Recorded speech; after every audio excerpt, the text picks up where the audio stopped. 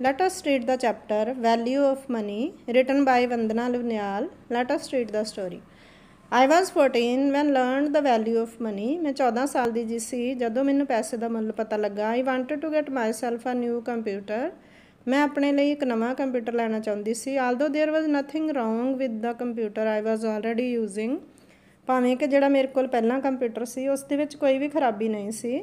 It was summer break and I had been watching a lot of TV.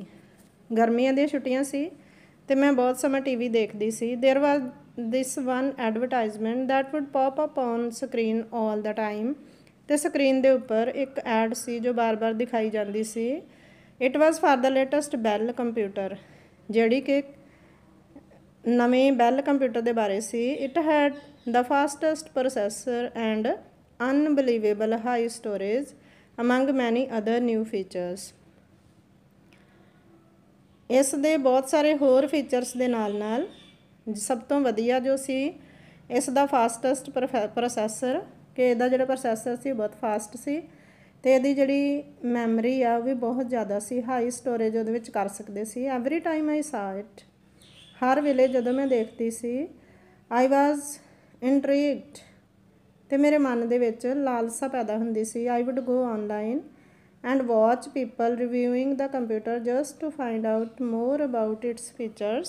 ਅਤੇ ਮੈਂ ਜਦੋਂ ਵੀ online ਹੁੰਦੀ ਤਾਂ ਮੈਂ ਇਸ ਕੰਪਿਊਟਰ ਦੇ ਰਿਵਿਊਜ਼ ਦੇਖਦੀ ਸੀ ਕਿ ਲੋਕ ਇਸ ਕੰਪਿਊਟਰ ਬਾਰੇ ਅਤੇ ਇਹਦੇ ਫੀਚਰਸ ਬਾਰੇ ਕੀ ਦੱਸਦੇ ਹਨ. I would read articles about its features in tech magazines. ਮੈਂ ਮੈਗਜ਼ੀਨਸ ਦੇ ਵਿੱਚ ਵੀ ਇਹਦੇ ਬਾਰੇ ਵਿੱਚ ਆਰਟੀਕਲਸ ਪੜ੍ਹਦੀ ਸੀ. It appeared to be an ultimate computer while the limitations of my own computer made me unhappy, ਕਿਉਂਕਿ ਜਿਹੜਾ ਮੇਰਾ ਕੰਪਿਊਟਰ ਸੀਗਾ ਉਹਦੀਆਂ ਬਹੁਤ ਸਾਰੀਆਂ ਲਿਮੀਟੇਸ਼ਨ ਸੀਮਾਵਾਂ ਸੀਗੀਆਂ, ਉਹਦੇ ਵਿੱਚ ਬਹੁਤ ਸਾਰੀਆਂ ਕਮੀਆਂ ਸੀਗੀਆਂ, ਜਿਸ ਦੇ ਕਰਕੇ ਮੈਨੂੰ ਇਹ ਵਾਲਾ ਕੰਪਿਊਟਰ ਜਿਹੜਾ ਸੀ ਉਹ ਚੰਗਾ ਲੱਗਿਆ ਸੀ. But my parents refuse to buy me the computer when I asked them about it. But ਜਦੋਂ ਮੈਂ ਆਪਣੇ ਪੇਰੈਂਟਸ ਨੂੰ ਇਸ ਕੰਪਿਊਟਰ ਨੂੰ ਖਰੀਦਣ ਬਾਰੇ ਕਿਹਾ ਤਾਂ ਉਹਨਾਂ ਨੇ ਮੈਨੂੰ ਮਨਾ ਕਰ ਦਿੱਤਾ. ਲੁਕਿੰਗ ਬੈਕ ਨਾਓ, ਹੁਣ ਜੇ ਮੈਂ ਪਿੱਛੇ ਮੁੜ ਕੇ ਦੇਖਦੀ ਹਾਂ ਤਾਂ I probably didn't even need all those extra features, ਕਿਉਂਕਿ ਉਸ ਵੇਲੇ ਮੈਨੂੰ ਉਹ ਵਾਲੇ ਐਕਸਟਰਾ ਫੀਚਰਸ ਚਾਹੀਦੇ ਵੀ ਨਹੀਂ ਸੀਗੇ ਜਿਹੜੇ ਕਿ ਨਵੇਂ ਕੰਪਿਊਟਰ ਸੀਗੇ. I could do everything I wanted to do on my own computer without running into any issues, but the consumerist in me seem to think otherwise. ਉਸ ਜਿਹੜੇ ਨਵੇਂ ਕੰਪਿਊਟਰ ਦੇ ਨਾਲੋਂ ਮੈਂ ਪੁਰਾਣੇ ਕੰਪਿਊਟਰ ਵਿੱਚ ਸਭ ਕੁਛ ਕਰ ਸਕਦਾ ਸੀ, ਜੋ ਕੁਛ ਵੀ ਮੈਨੂੰ ਚਾਹੀਦਾ ਸੀ ਬਿਨਾਂ ਕਿਸੇ ਪ੍ਰੋਬਲਮ ਦੇ. ਪਰ ਜੋ ਮੇਰੇ ਅੰਦਰ ਦਾ ਖਰੀਦਦਾਰ ਸੀ ਉਹ ਹੋਰ ਤਰੀਕੇ ਨਾਲ ਸੋਚਦਾ ਸੀ. After a while my parents noticed how best I was with this new computer, so they decided to give me a chance to earn it.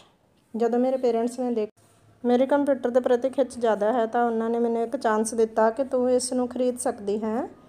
ਦੇ told me if I started doing house chores they would give me money for it and I could save up until I had enough to buy the computer on my own. ਅਤੇ ਉਹਨਾਂ ਨੇ ਮੈਨੂੰ ਕਿਹਾ ਕਿ ਜੇਕਰ ਤੂੰ ਘਰ ਦੇ ਕੰਮਾਂ ਵਿੱਚ ਮਦਦ ਕਰੇਂਗੀ ਤਾਂ ਉਹਦੇ ਬਦਲੇ ਵਿੱਚ ਤੈਨੂੰ ਪੈਸੇ ਮਿਲਣਗੇ ਅਤੇ ਉਹਨਾਂ ਪੈਸਿਆਂ ਨੂੰ ਸੇਵ ਕਰਕੇ ਤੂੰ ਕੰਪਿਊਟਰ ਖਰੀਦ ਸਕਦੀ ਹੈ. It seemed like a good idea. I jumped at the opportunity. ਮੈਨੂੰ ਲੱਗਿਆ ਕਿ ਬਹੁਤ ਵਧੀਆ ਆਈਡੀਆ ਸੀ, ਮੈਂ ਇਸ ਮੌਕੇ ਨੂੰ ਗਵਾਉਣਾ ਨਹੀਂ ਸੀ ਚਾਹੁੰਦੀ.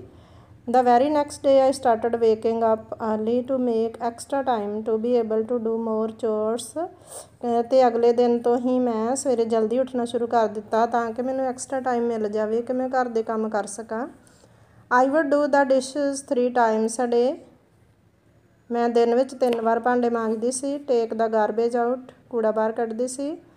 ਨਾਓ the lawn on the weekends, ਅਤੇ ਵੀਕਐਂਡਸ 'ਤੇ ਜਿਹੜਾ ਲੌਨ ਸੀਗਾ ਉਸਨੂੰ ਸਾਫ਼ ਕਰਦੀ ਸੀ. ਕਲੀਨ ਦਾ ਹੋਲ ਹਾਊਸ, ਸਾਰਾ ਘਰ ਸਾਫ਼ ਕਰਦੀ ਸੀ. Wash the car when ever needed, ਜਦੋਂ ਲੋੜ ਪੈਂਦੀ ਸੀ ਕਾਰ ਧੋਂਦੀ ਸੀ. I was working tirelessly every day until my whole body was sore just to wake up the next day and do it again.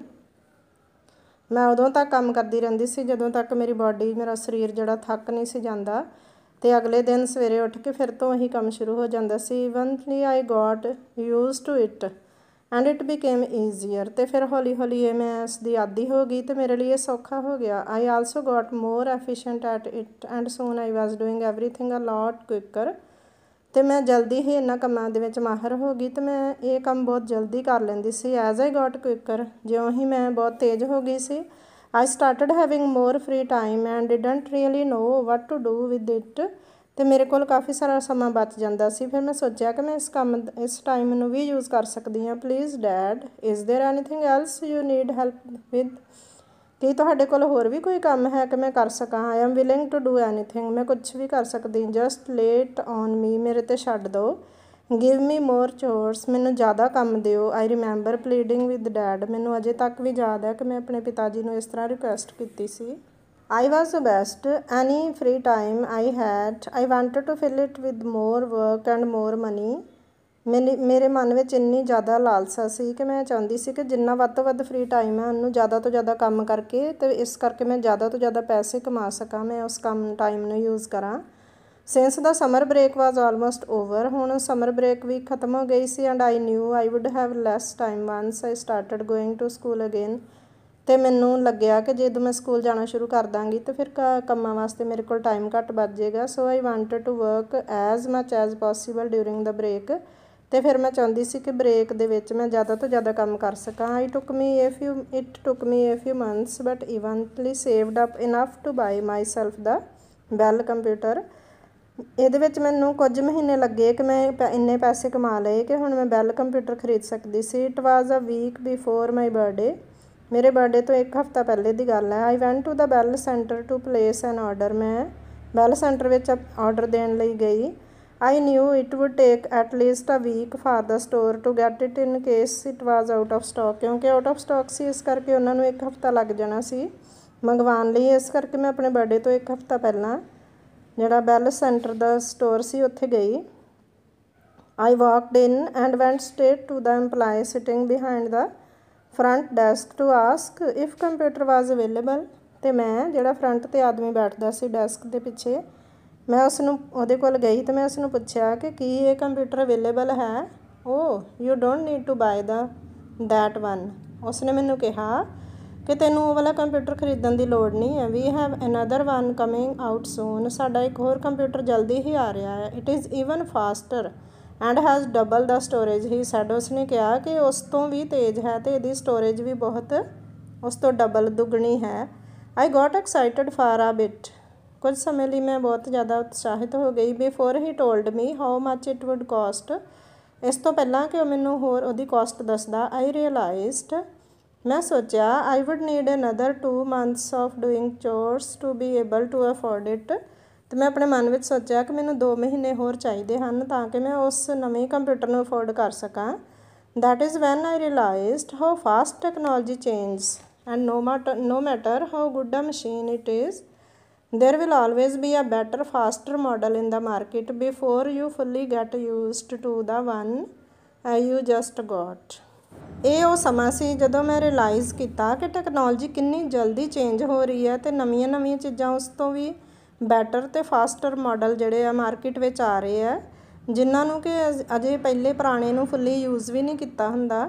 I decided that very moment not to buy the computer, ਉਸ ਸਮੇਂ ਮੈਂ decide ਕੀਤਾ ਕਿ ਮੈਂ computer ਨਹੀਂ ਖਰੀਦਾਂਗੀ। I didn't want to spend my hard earned money on something that would go down in value within no time. ਅਤੇ ਮੈਂ ਸੋਚਿਆ ਕਿ ਮੈਂ ਇੰਨੀ ਮਿਹਨਤ ਨਾਲ ਕਮਾਏ ਹੋਏ ਪੈਸੇ ਉਸ ਚੀਜ਼ 'ਤੇ ਨਹੀਂ ਖਰਚ ਸਕਦੀ ਜਿਸ ਦੀ ਵੈਲਿਊ ਕੁਝ ਹੀ ਦਿਨਾਂ ਦੇ ਵਿੱਚ ਡਾਊਨ ਹੋ ਜਾਵੇ।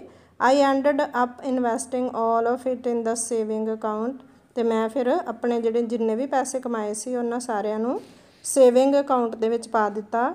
ਦਿਸ is how I learned the value of the money, ਇਹ ਉਸ ਵੇਲੇ ਮੈਂ ਸਿੱਖਿਆ ਕਿ ਪੈਸੇ ਦੀ ਵੈਲਿਊ ਕੀ ਹੈ।